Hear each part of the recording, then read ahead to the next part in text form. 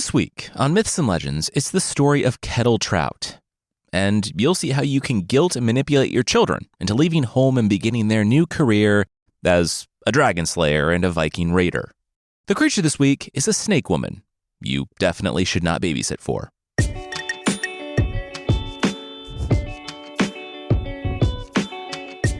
This is Myths and Legends, episode 347, Fool Me Once.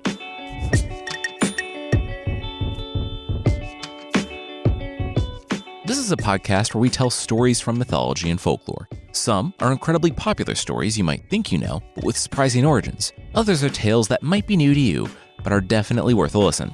We're back in the Viking legends with the standalone saga of Ketil Trout, the Viking that was named after a fish. Kind of. He was really just being bullied by his manipulative dad, but we'll get to that. Set in the early years of the Viking Age, so roughly around 800 AD, it's a time when the raiders of the north were striking out for riches and land. Well, most of them were. Not Ketil, though. He was content to sit at home all day and watch nature's TV.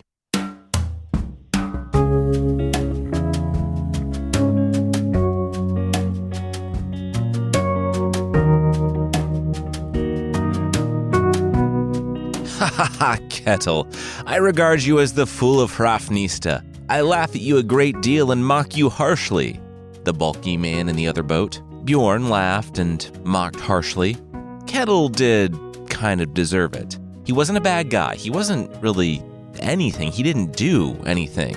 He was big and handsome, the story assures us, but he spent all day lying on his side next to the fire, one arm propping up his head, the other draped over his knees, poking at the fire.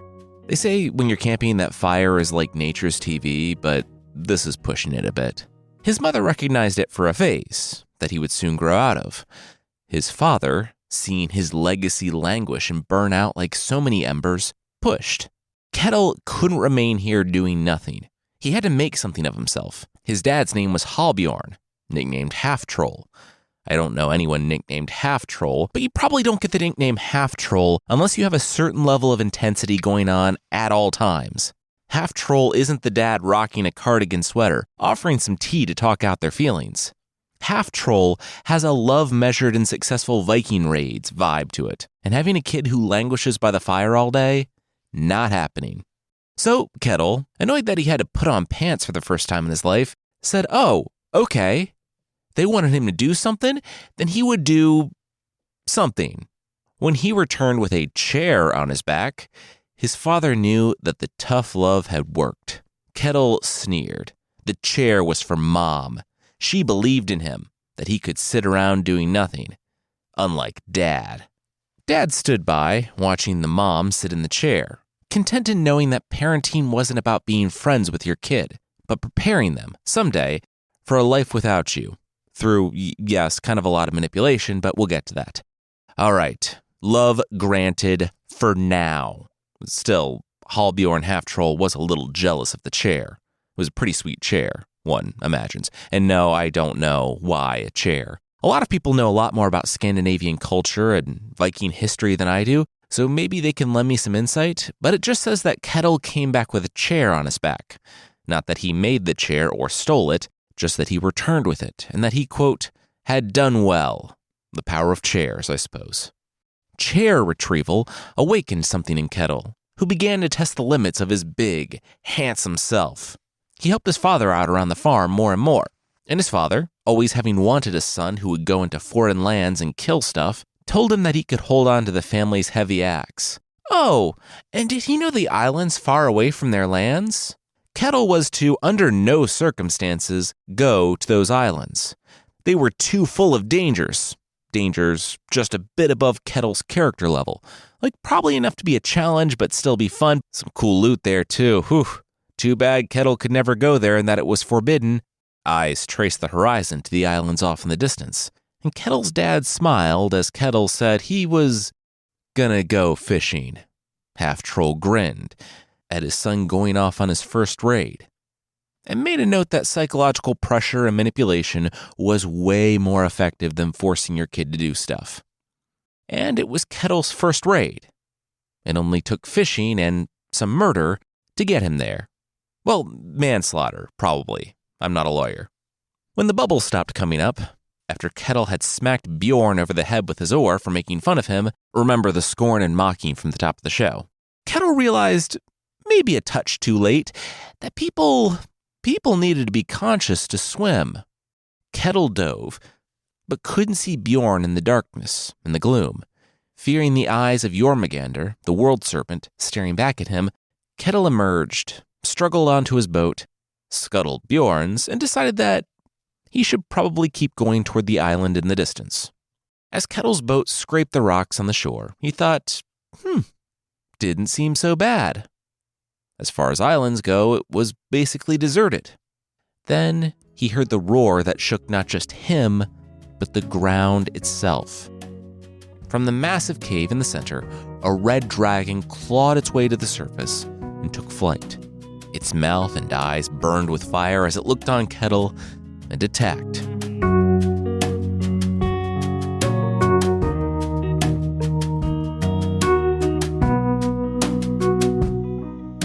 So, fishing, huh?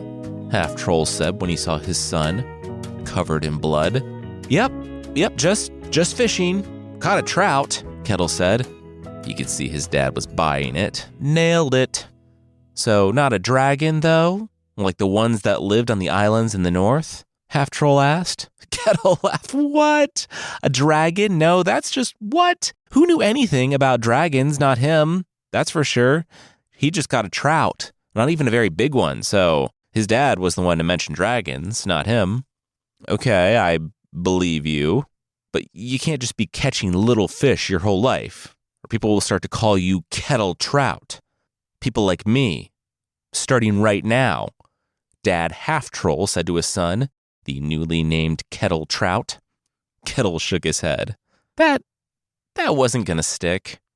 Trout, Ketil Trout, Dad barked a few days later. It had stuck by then. He made sure of it. Half-Troll, the dad and possessor of a way cooler nickname, told him to come along. They were going seafaring. Dad, still testing the limits of verbal cruelty and his own laziness, looked at the boat on the shore. He smacked Ketil on the back and pointed at the boat. Everyone in his family, of his bloodline, could push the boat into the water with no rollers. Ketil gave it a quick shove, but it wasn't moving. Wow, you don't really behave like you're my son. Weird, you're like shaming the family right now, aren't you? Think about all your ancestors looking on you with disappointment. That's basically what's happening right now. But like it's worse because you still show your face and it's moving, Half-Troll said as the ship started moving, Ketil straining. I would say good job, but you really only did the bare minimum to earn a facsimile of my love, so adequate. Adequate job done eventually.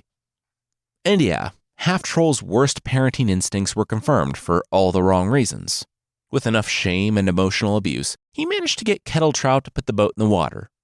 Then it was fishing time with Dad, but whoops, Dad had a work call. His son could manage the fishing, at least until he got back, right? Ketil Trout said, yeah. It was just weird that his dad waited until the boat was in the water to remember that he had a visitor coming by to talk about work. Bye, son. Be right back, Half-Troll said, and disappeared into the forest. Kind of. Is he? Ketil squinted at the tree line. Yeah, he was. His dad was hiding just inside the trees. Dad, I see you, Ketil Trout yelled out.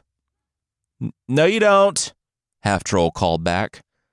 Ketil was about to say that this was just getting ridiculous, but then he heard some splashing behind him.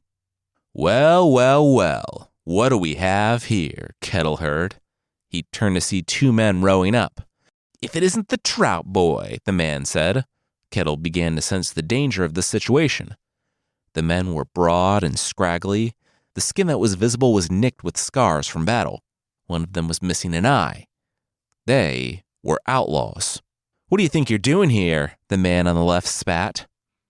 Yeah, trouts are mid-level predators at best who prey upon smaller aquatic animals, including insects, crustaceans, bait fish, and tadpoles, the man on the right said. The one on the left grimaced. Okay, no one fishes these shores but us, the outlaw sneered. The one on the left laughed. Yeah, and Ketil Trout would find them far more formidable than the otters, raccoons, various birds of prey, gulls, cormorants, and kingfishers. You know, a trout's usual predators. The outlaw on the right turned to the one on the left. Okay, you know that he's not an actual trout, right? The left outlaw said yes, he was prefacing this murder with repartee that was not only witty, but well-researched. He would not apologize for his professionalism. Well, it's distracting from the fact that we're going to kill this kid if it's a nonstop parade of trout trivia, the right outlaw said, pointing to Ketil. Then both men looked. Hey, where'd he go? Noiselessly, Ketil emerged on the other side of the boat, raised his axe, and cut the tendon on the ankle of the right bandit. When the left scrambled at the scream, Ketil climbed aboard and caught him in the neck with the axe, ending the stream of trout facts that, yes, were a bit much. He went to work on the second bandit.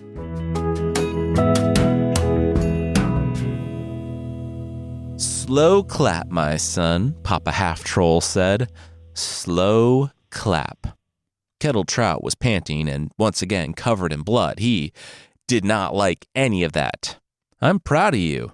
You killed Hang and Hraffen, notorious outlaws who stalk these very waters. You are worthy of the name Trout because you know how to go after the big fish.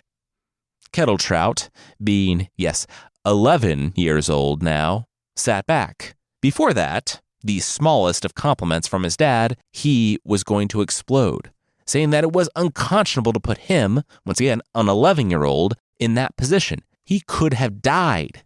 But his dad, saying he deserved his name, that he was becoming more like his kinsman, it didn't make things better. But for an 11-year-old who was unused to any affection or approval from his father, it was sadly pretty great.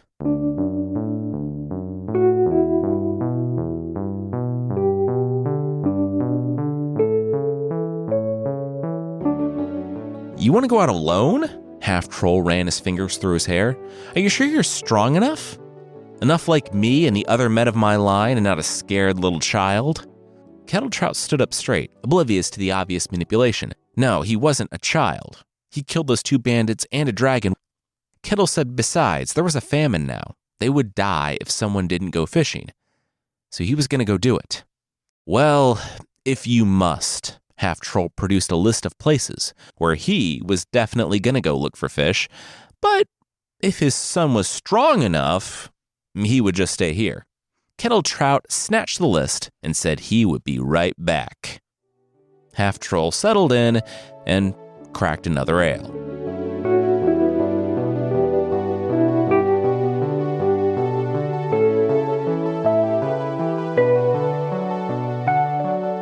We'll catch up with Ketil on his trip that he definitely wasn't tricked into going on, but that will be right after this.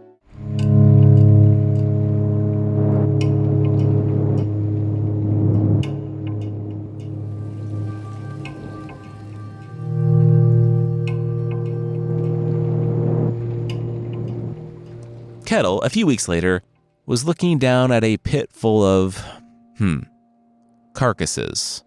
Yeah, that's gross. Whales, polar bears, seals, walruses. It was, brutal and gross. Also, why? They were going to spoil there in the warm ground.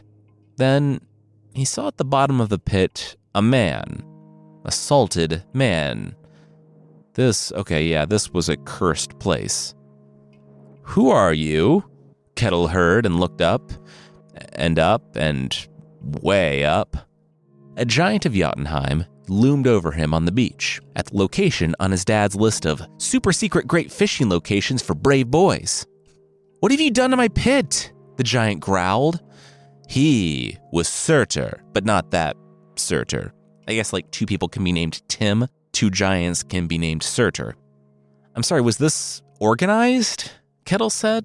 The giant could just pile everything back in and he would be leaving. It seemed he made a mistake in coming here. His dad, Halbjorn Half-Troll, said that this was a good fishing spot, but he was obviously incorrect or his list was out of date or something. Halbjorn Half-Troll, the giant grumbled. He owes me money, and I bet you're his son. I've heard about you. Ketil smiled. Aw, his dad was talking about him with his friends or enemies or guys to whom he owed money? Yeah, you're Ketil Trout, the kitchen fool, the giant grinned. Ketil said, what? Yeah, the coal biter, the one who grew up in his house and had no desire or skills to ever leave it, the giant laughed. Yeah, his dad talked all about him.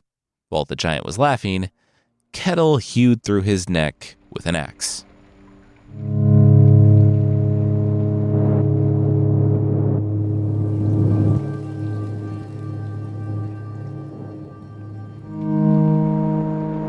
What the? Ketil said a few months later when he hit fishing spot number 2. There were fish at this location, and Ketil managed to catch a good deal of them. Now that catch was being flung all over the beach by the giant. Ketil, more annoyed than hurt, dialed up the confrontation to 11 when, Kratos style, he flung his axe at the giant, catching the giant in the back. Unlike Kratos, though, Ketil Trout couldn't recall his axe, and the giant ran off crying. Knock knock, Ketil said, arriving at the giant's boathouse. It wasn't hard to find, he just followed the trail of blood. Who's there? The giant said with a whimper. Physician? Ketil said. It looked like he got in a pretty nasty scrape back there. The giant opened the door and, maybe because Ketil was too far off for him to have seen too well, he took Ketil's word that Ketil was a physician. Ketil entered the house, and we're just going to pretend like we're in a movie and keep our view on the exterior, where we hear the giant ask if Ketil can really help him, and Ketil say that he can make all the pain go away forever. Wow, only one way to read that sentence. Do your work, Doc, the giant said, before there were several wet, heavy thwacks. Only Ketil Trout emerged from the boathouse. Ketil returned home without visiting the third fishing spot. He understood what was happening now. You can't live on your ship. It's going to be winter soon, and we need you for the harvest. Halbjorn half-troll demanded of his son. And also, people don't do that. They winter with a king or on a farm where they won't freeze to death. Ketil might have wanted to say that he did more than his part by killing the guys his dad sent him to antagonize, by killing the outlaws and the dragon, by living his whole life seeking the approval of a man who just used him. Instead, Ketil just left, knowing that his dad would never be capable of understanding. The ship was a bad idea, though. He was willing to admit that somewhere between the troll woman alarm clock and when the whale did the Free Willy thing, but didn't quite clear the boat, driving him down into a reef. And yeah, at one stop, Ketil Trout awoke to a troll woman just shaking his boat. The story doesn't say why, but he managed to fight her off enough to get back out into the water, long enough for a whale to come down hard on him out of nowhere. Boat damaged, he drifted for days until he crawled, nearly freezing to death, to Bruni's farm. He awoke under a blanket, to the giant that was lumbering toward him. In a moment, he was up, sword out, and on the neck of the giant, and the giant, simply held his hands up high. That was a weird way to say thank you for saving my life. Ketil relaxed. Oh, wait, the giant wasn't going to try to kill him? His dad didn't owe the giant money? Bruni, the giant, shook his head. No. Ketil relaxed and apologized. Every time he had run into a giant, they tried to kill him. He had a really unhealthy thing with his dad, he was starting to realize. Bruni said he understood. His ancestors came from the armpit of their primordial dad, and his great-great-great-grandfather survived the blood ocean that accompanied the first giant's murder. He understood complicated, angry feelings about your family. So you're just saving my life then? Ketil said, standing. Wow. Let no one say that the Nure-onna are all violent, thoughtless brutes. Bruni said, okay, careful. That's about as backhanded as a compliment as they come. Ketil might have thought about checking his own prejudice if he wasn't so distracted by her. Hrafnhild, Bruni's daughter. The story tells us that she was big and brave, with a face as wide as an L, basically an arm length. Ketil staggered there, and Bruni caught him, saying that Ketil should go back to bed. But if he did he want to lie alone or next to his daughter? Hrafnhild, the daughter, smiled And Ketil chose the latter.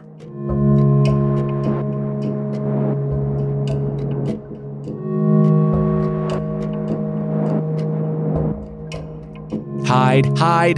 Bruni lumbered across the house and tossed a blanket over Ketil. What's going on?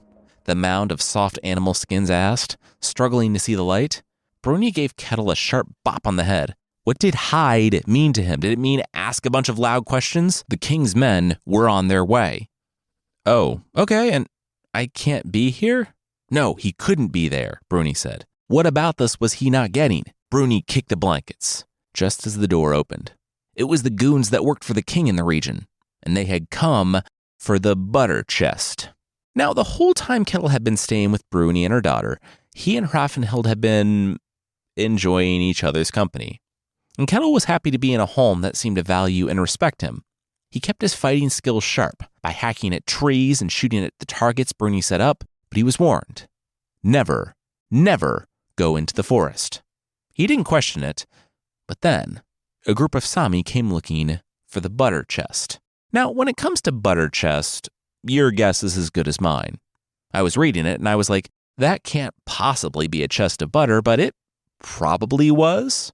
Yes, the word for butter chest apparently means, well, a container of butter. This sent me down a long rabbit hole of reading about butter in the medieval Scandinavian world. So this is where we actually leave Ketil Trout's story. And for the next 20-25 minutes, we're going to be discussing the economic and cultural impact of butter in medieval Europe. I'm completely kidding, but really, butter was important. It wasn't just for cooking, but as a fairly stable source of fat and energy, significant in the north where the growing season could be short and unpredictable. Butter was not just a way to stay alive, but a source of wealth. People used it to pay rent, taxes, and eventually tithes, so that meant that this was probably a shakedown for Bruni and his daughter. Probably more like a protection racket because, while Bruni and Hrafnhild were cordial to their guests, and it looked like it was done willingly, they were afraid of the people in that region, and said people were the reason Ketil needed to stay out of the forest. Ketil heard the whole thing from under the blanket, and while he didn't begrudge them doing what was necessary in order to survive, he also wouldn't stand by and let it happen to the people, or displaced giants, he cared about. He was going to settle things with a local king. And before he stepped over the threshold of the door, he received a warning. Beware Gusir, the king of the Sami. He was the reason Ketil had come to these lands in the first place. Gusir was responsible for the troll and the whale and the winds. He had a sinister purpose for wanting Ketil there. He was sure of it. Gusir, the apparent big bad, wasted no time finding Ketil in the forest. Gusir rode up on a sled, demanding to know who this traveler was. There was a lot of poetry back and forth. Ketil said that he would rather bend Bruni's bow than bend a knee to Gusir, and they got in a fight. And Ketil missed. He missed the first shot. Then Gusir loaded 12 arrows onto his bow and shot them all at once. There was no way Ketil could avoid them. But they avoided him. They all would have stuck in his flesh, but they veered off course at the last moment and stuck into the surrounding trees and snow. Gusir couldn't begin to imagine what went wrong, but then he shook. Bruni gave him these arrows. Who knew that you couldn't trust people you were extorting to look out for your best interests? Not him, that's for sure. He learned a valuable lesson about extortion and kindness for all of about 15 or 20 seconds. Ketil shot his own arrows, pinning Gusir to the ground before rushing up and decapitating the man.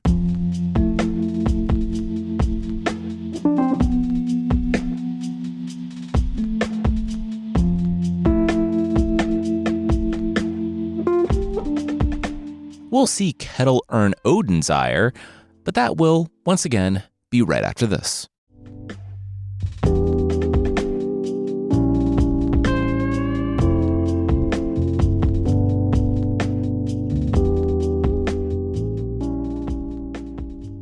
It had been harder than he thought to leave Hrafnhild. But after the thing with Gusir, it was more difficult for Ketil to put his duty to his family and his ancestors out of his mind. There was more he needed to do than stay here with her. He told her he loved her, and he would be back. And then he was dead. He died. That was according to Halbjorn Half-Troll, his dad. They hadn't heard from him in 2 winters. No word of his exploits, definitely no visits. It was time to lay him to rest. They gathered the family, friends, and even some enemies and broke out the funeral ale. If you're wondering, the funeral ale is exactly the same as the celebration ale, something they all learned when Ketil returned in the middle of his own funeral. And sometimes it's hard to break free from your past. Sometimes you get back in old situations, and old patterns and behaviors repeat. The man who left the house of the giants and the woman he loved to seek adventure and to live the life he thought he needed to live stayed in his parents' house. He stayed at home with his father and his mother, and despite killing a dragon, outlaws, and giants, fell back under his father's influence. That is, until she arrived. Ketil hadn't been able to stop thinking of her. Hrafnhild, his giant lover that he had to hug in segments. She found him and arrived at Hrafnista. He invited her in the house and, crouching, she introduced him to Grim, his son. Ketil got down on a knee and held out his hands. Grim, his boy. Grim turned to his father, revealing his hairy cheek. Translations differ, but most call him Grim Hairy Cheek or Grim Shaggy Cheek. And if that name sounds familiar, that's because it very much is. Grim Hairy Cheek is the father of Arrow Odd, star of episodes 31A and B, and a fan favorite. He has a saga of his own, and I'll check it out to see if it's worth it, but here we get a little more explanation regarding his famous moniker. He has one hairy cheek that he's had since birth, and it's apparently impervious to iron, which I think we should take to mean all weapons. And yeah, on one hand, cool nickname, Grim Hairy Cheeks. On the other hand, kind of disappointing superpower. A patchy beard that grants you invulnerability, but only on that one spot on your cheek. Ketil, though, couldn't have been more proud. He loved Hrafnhild with all of his heart, and now they had a child together. Who invited these trolls in? The reunited family heard behind them as, cane in hand, Hallbjorn clicked toward the door. Ketil rose, saying that they weren't trolls. They were giants from Jotunheim. He met them in the north. Synonymous in some places in the Norse sagas, son, Hallbjorn half-troll, the apparent self-loathing father, rejoined. Ketil said, regardless, this boy here was his son. It was Hallbjorn's grandson, Grim Hairy Cheek. Hallbjorn grimaced. Look, son, they all did things they weren't proud of when they were out raiding. You don't bring those things back home. Hrafnhild looked to the man who had fought the local chief, who had restored peace in their lands and safeguarded their family, and she saw his shoulders slump. She took Grim's hand and left the house. Hallbjorn did a but Ketil followed her.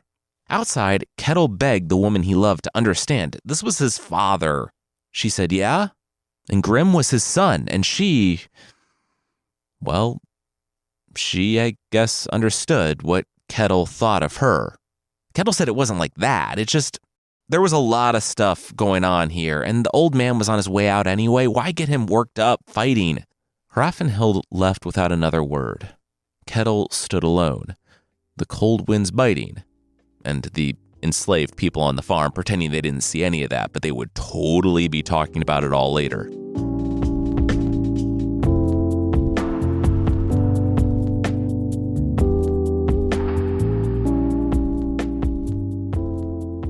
You sure Ketil wants to marry Sigrid?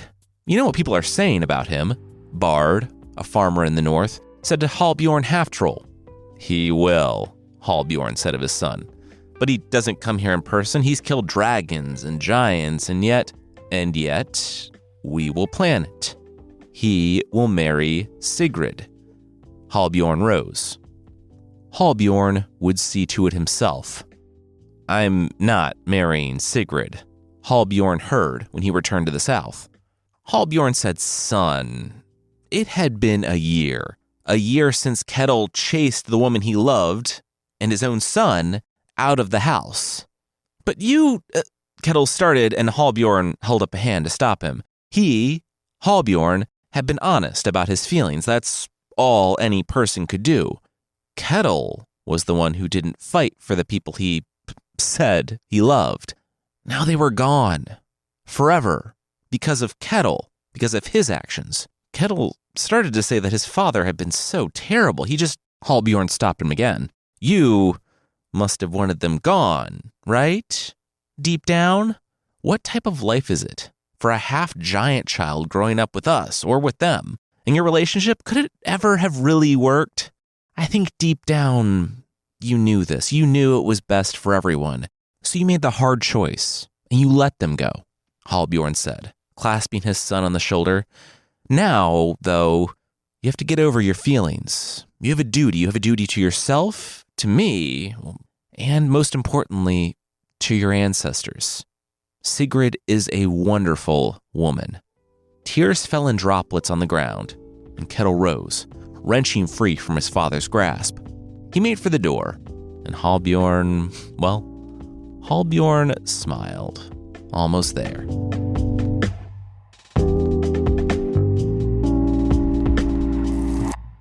Three years later, Ketil Trout was alone on the fields. He hadn't realized just how much work this place was until after his father died. How much time he would have to spend away, managing servants and enslaved people. He dropped his shovel. Off in the distance, just out of the forest, Hrafnhild. She stood on the edges of the farm, wind whipping her hair. Ketil broke into a run, sprinting to her. It had been 4 years, and he thought about her every day. He told her as much when she took him into her giant arms and the pair embraced. He loved her, and he never wanted her to leave. He was so sorry about his father, but he was so sorry about his actions. Tears welled in her eyes, too. Hrafnhild said it hurt when he didn't stand up for her and their family. But in the years that followed, she had been unable to move on either. She only wanted to be with him. He said yes, anything. They would go. They would run away together. Hrafnhild asked why they wouldn't stay there, in Iceland, on his farm. If his father was dead, then... There was a cry from the farmhouse. A giggle. Hrafnhild looked, but Ketil didn't need to. "Who is that?" Hrafnhild asked, though she already knew the answer. She's my daughter. She'll be 2 soon," Ketil said, unable to look Hrafnhild in the eyes. I had to get married. I didn't think I would ever see you again, and it was my father's dying wish, though he still managed to live for another 2 years after," Ketil confessed. Ketil looked at Hrafnhild, pleading. He didn't love Sigrid like he loved her. He would never love anyone like he loved her. They could leave now, go, be together forever. Hrafnhild wouldn't hear him, though. She dropped him on the soft ground, turned, and didn't look back. As long as they both lived, Ketil and Hrafnhild would never see each other again. Ketil's daughter, also named Hrafnhild in a move that's equal parts heartbreaking and deeply odd, found her father there, staring off into the distance where Hrafnhild had been. She gave him a hug.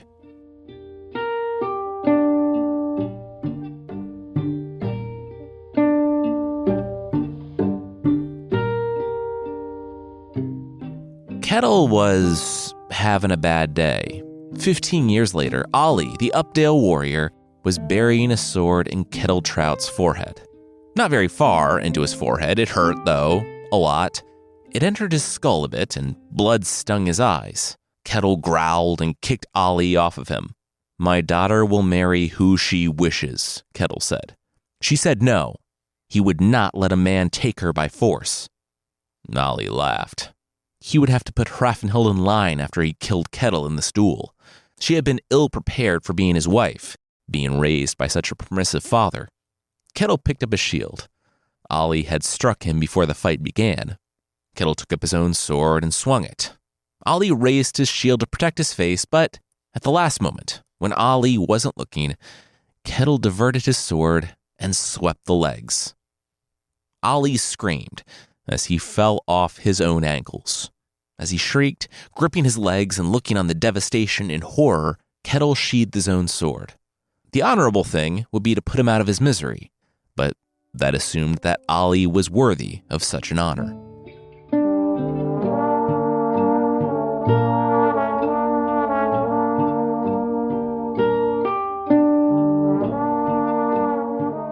Grim Hairy Cheek showed his dad a picture of his son, Arrow-odd. It was just a face etched in stone. They didn't have cameras or anything, but Ketil was proud of his boy, going on saga adventures of his own, getting married, having kids. A pause hung in the room, and Grim's mother, "She still doesn't want to see you, Dad," Grim told Ketil Trout.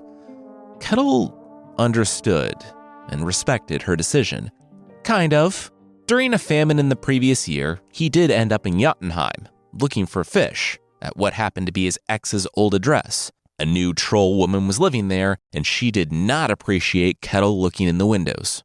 He had come back home to yet another challenge for his daughter's hand, this time from Framar. Framar? Didn't matter how you pronounce his name or that it looked like someone misspelled farmer. He would not be long for this world. "I don't know, Dad.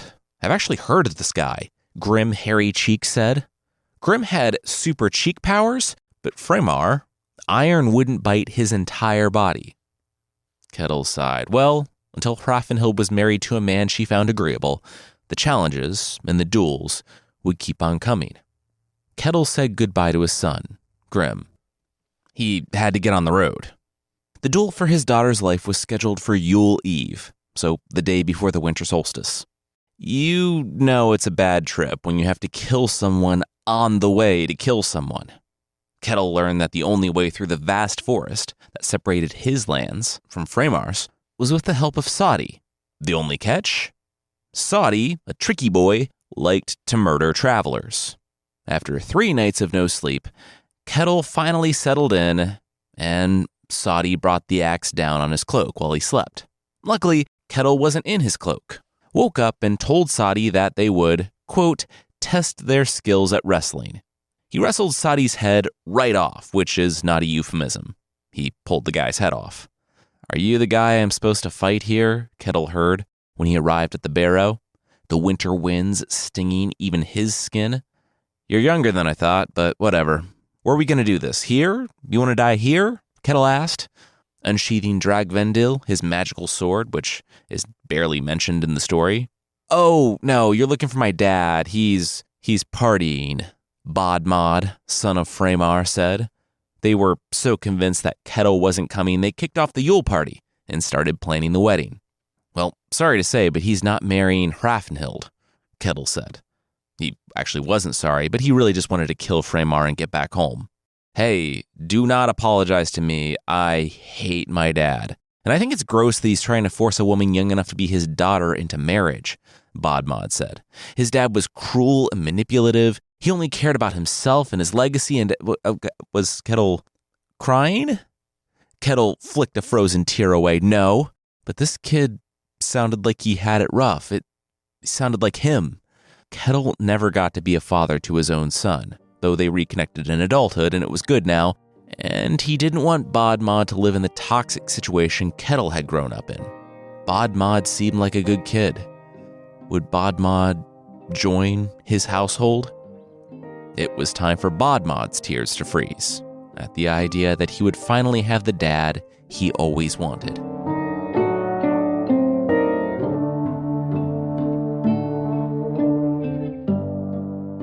"You're on his side?" Framar called out to Bodmod, who was holding Ketil's shield. "You are such a disappointment. I hope with my new wife, Odin grants me a better son. Then again, how could he not?" "Ha! You believe in Odin?" Ketil laughed. Framar looked at him. "Yes? Did Ketil not?" "Nope," Ketil said. Framar asked, why not? It was Odin. This was before Christianity up here. Odin was the guy they all believed in. "You'll see," Ketil said. Ketil leaned over to Bodmod. He was not worried about this at all. Classic mistake, trusting Odin. If Bodmod thought his dad was duplicitous and self-serving, Odin only trained up warriors, boosting their power and their confidence for one thing: to cut them down at the prime of their power. He only cares about Ragnarok, the end of the world, and building up his warriors to fight for him, holding them in Valhalla till the end of the world. That's why Ketil never worshipped Odin. Odin was the original tricky boy. Oh, watch this. Ketil would always remember the look on Fremar's face when the iron of his sword bit into Fremar's shoulder, cutting him all the way to the hip. Fremar's last words were, and this is almost a direct quote, that Odin had broken faith with him. His hands gained nothing. Now he understood. Told ya. Ketil laughed Bodmod. Bodmod and Hrafnhild got along extremely well. And a few days after Ketil and Bodmod returned, Hrafnhild came to him and told him that this was the man she wanted to marry. Ketil told her that he would make it happen. And he already did, because he liked Bodmod so much, he promised her to him on the way home. He did not mention that. So Ketil, for not believing in Odin and going his own way, eventually ended up being one of the few Vikings to live a long, happy life on Earth and not end up in Valhalla, which I know is the Viking ideal, but I think after a few weeks, maybe a month tops, of nonstop feasting and fighting, I would personally be good.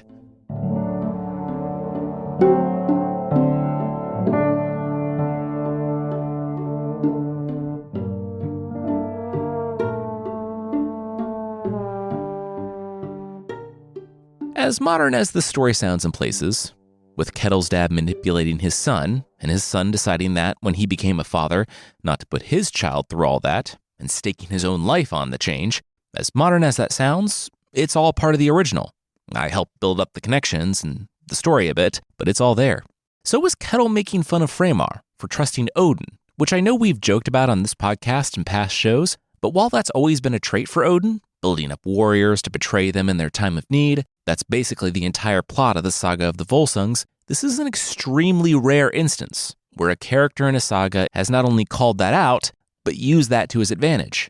Next week, it's 2 myths and a lie from Korean folklore. That will make sense when you hear it. If you'd like to support the show, there's still a membership thing on the site and on Apple Podcasts. For less than the price of a smushed man doorstop, a doorstop that looks like a little man trying to crawl free from your door after you crushed his legs, you can get extra episodes and ad-free versions of the show that don't look adorable but horrifying. Check out mythpodcast.com/membership or find the show on Apple Podcasts for more info on the membership.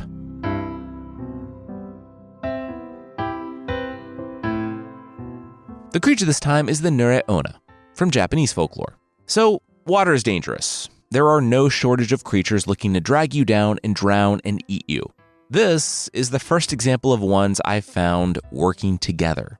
So quickly, the Nure-onna apparently means the wet woman, which I guess also means that she's mostly snake, like heavy on the mostly. She's head and neck human, and then 327 meters, so almost a quarter mile, snake.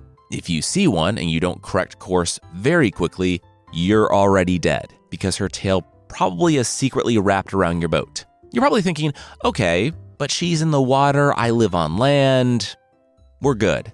Well, imaginary person I'm talking to, do you care about babies? Because your unwillingness to chuck a baby into the ocean at the slightest hint of danger will be your undoing. You might be like, that's terrible. Well, that's the type of soft thinking that gets you eaten by an ox spider. Yeah, apparently, the Nure-onna will pose as mothers in need, begging through tears for people to take their baby on the shoreline. First, don't, but second, if you do see the mother's snake body slither into the sea, well, it's too late. It's not a baby, it's a rock. And it's stuck to your hands and pulling you into the sea to be eaten by another monster, the Ushi-oni, which is like if a spider also had an ox head and ate people, a scenario I know I've pondered in the past. We're not sure why they work together, but we do know that the only way out of the situation is to wear gloves when the strange snake woman asks you to hold her baby on the shoreline. Or, as we talked about, don't do that to begin with.